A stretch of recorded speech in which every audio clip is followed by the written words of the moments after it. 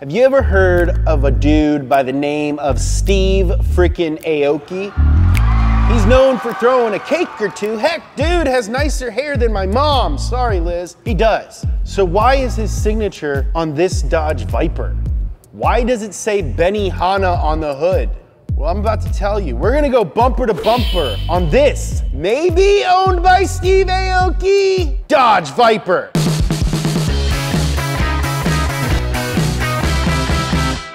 I'd like to thank NOS Energy Drink for partnering with Bumper to Bumper.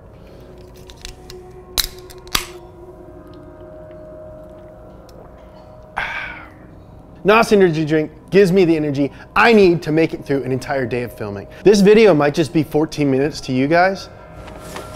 I've been here for 14 days. They won't let me leave. Thanks, NOS Energy Drink. Now, back to the show.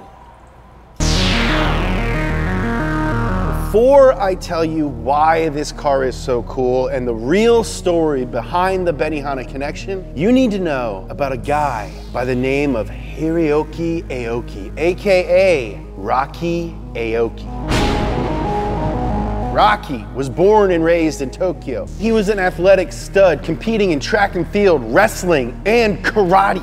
He was so good at wrestling that he left Japan for the US to wrestle on tour. Now, I'm not talking WWE wrestling. I'm talking Greco-Roman, oily boy wrestling like Eddie did. At one point during his wrestling career while he was in New York City, he made the bold decision to stay in the United States and not return to Japan. He then rented an ice cream truck, working 7 days a week to make ends meet, all while studying restaurant management in his free time. So what does this have to do with cars, James? I know you're asking yourselves. Well, here comes the good part. In 1964, he was able to open his first restaurant, Benihana of Tokyo. You ever freaking heard of it?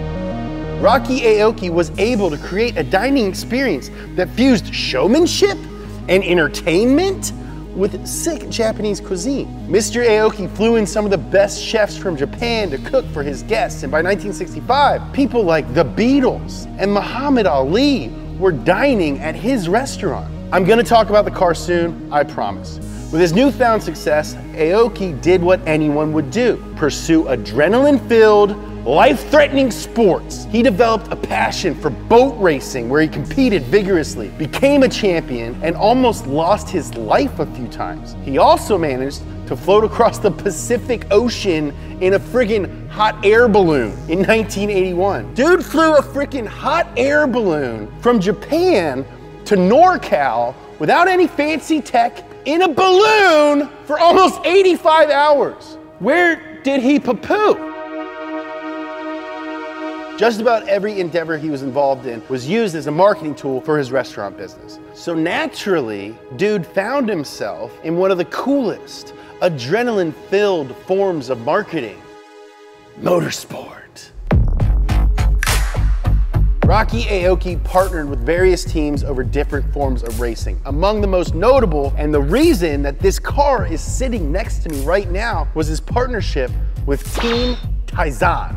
Team Taizan is a privateer racing team that has been most active in the Super GT series since it was founded in 1983. Aside from racing Porsches, R32s, and Ferrari F40s, Team Taizan raced good old American cars like this, Dodge Viper. At the time of the release of the first Viper in '91, Mr. Aoki's son, Steve Aoki, was living in California with his mom. By the time Steve was in high school, he realized that he was a misfit. It was in college during his years at UCSB that Steve came into his own in the hardcore and punk rock music scene. And it was also the place where he started his record label, Demak. Eventually, the label took off, which led him to LA, where he stumbled upon the up-and-coming electro music scene. Steve quickly found himself becoming an electronic music DJ. By now, you probably know that this dude is non-stop. I went to his 26th birthday party. Much like his dad, Steve Aoki is an adrenaline junkie, and it's no surprise that he too has developed a passion for extreme activities, like skydiving and cars. Hell, even his sister is on it. Her name is Devin Aoki, but you probably know her as Suki. Yup. Your last name is Aoki. What car do you drive? to stand out amongst the busy streets of Tokyo. This 1997 Viper GTS was originally bought in Canada, the country up top of the United States. Just like the first gen Vipers, this GTS has the iconic long nose, the itty bitty cabin where you gotta put your feet over like this, and the short but juicy rear end. It's a classic sports car look. The front hangs low and has cutouts in the hood that vent hot air out of the engine bay. It's a big engine, it gets hot. Unlike the first gen Vipers, this GTS has the exhaust in the rear when the first gen had side exit exhaust that became notorious for burning people's legs when they climbed out of the car. My leg! And just look at the side profile lines of this automobile. There's nothing else like it. It has the massive fender cutouts to relieve air pressure from the wheel wells. It came stock with these sweet Super 90s, very small by today's standard wheels. And before we check out the rear where you can see how wide the wheels are, let's talk about the piece de resistance, the livery. After this car was purchased, it was shipped all the way to Tokyo, where it received this makeover. Flames, check. Stripes, check. Japanese restaurant sponsor, check. A bunch of dudes' names all over it, chickadee check, check, check. A bunch of other decals, check. And because OEM stereos sucked back in the day, it's got a sweet Eclipse sponsorship. A freaking race car with a sound system. This sounds like it could belong to Steve Aoki. From back here, the car looks insane. Just look at the way it sits. The rear tires are wide AF, 335s to be exact. That is almost 5 Prius tires wide. The exhaust just pokes out right in the middle under this massive trunk lip. Right under the lip is what has become the iconic Viper badge. This car is so badass that it has its own badge. This is a very Dodge thing to do. They do it with the Ram, they do it with the Hellcat. It's also easy to see the massive groove in the roof from back here, which was purposefully shaped to look like the head of a friggin' snake. Dodge Viper, Kentucky Cobra, nice to meet ya. Let me in on a little secret, pal. Were you ever owned by Steve Aoki? Not talking, huh? Cool, I don't snitch either. Yeah!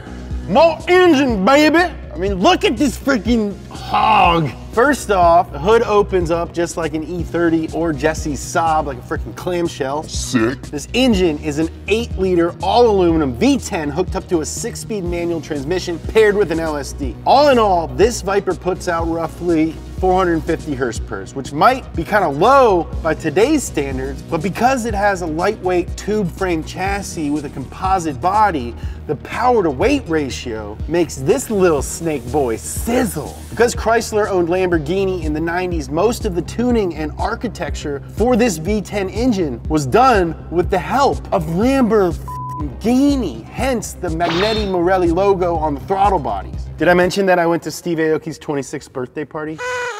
Your boy's always been cool. Let's go check out the inside.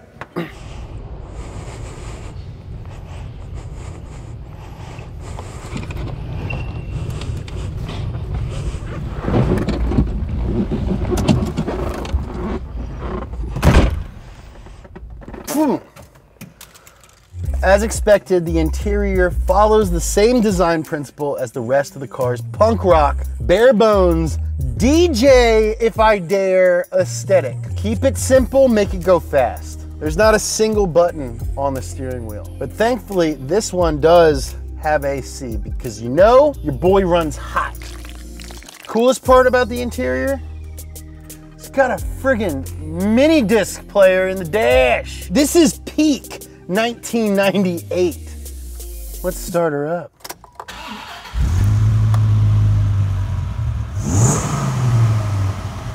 It's got more intake noise than I thought it would have. It almost sounds supercharged.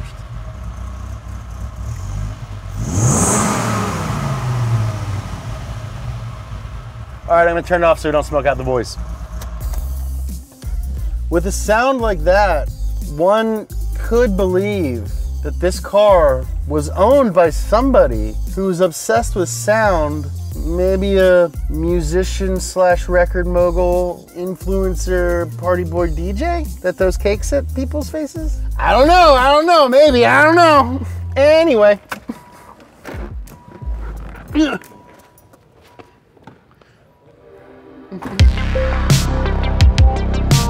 So, can you imagine Steve Aoki driving this car down the busy streets of Tokyo? I can, but that literally never happened. The interwebs said that Steve Aoki owned this car and we believed it. There are articles out there outright saying that Steve Aoki owned this Dodge Viper. But we made some calls. Our boy Felipe, director of this show, he's a bit of a hustler. He knows how to use a phone, is what I'm saying. He got in touch with Steve's manager and sent photos of the car to Steve. Steve said, nope, not my car. How'd you get this number? Turns out it belonged to a very close family friend of the Aokis and was recently sold to a buyer here in the States, which is how it's here. So that sucks. But like I said a little while ago, this isn't the only Benihana Viper. There was a 2003 Viper GTS R with a black livery and Benihana logo. It was used as a drift demo car in the early days of D1 GP and Formula Drift. The black Viper was driven by Aiji, Tarzan, Yamada, and although the Viper never competed due to the car not being fully legal or safe for competition, many say its participation in drift demos played a big role in getting Americans excited about the sport and building it to what would become Formula Drift today. It's really cool that this is like the most American car, but it like lived in Japan. Jesse and I were in Italy last year and we saw a freaking Z06 just cruise down the street and we were like, that's the move. Everybody's got a Lamborghini here. You gotta get an American big boy, that's the move.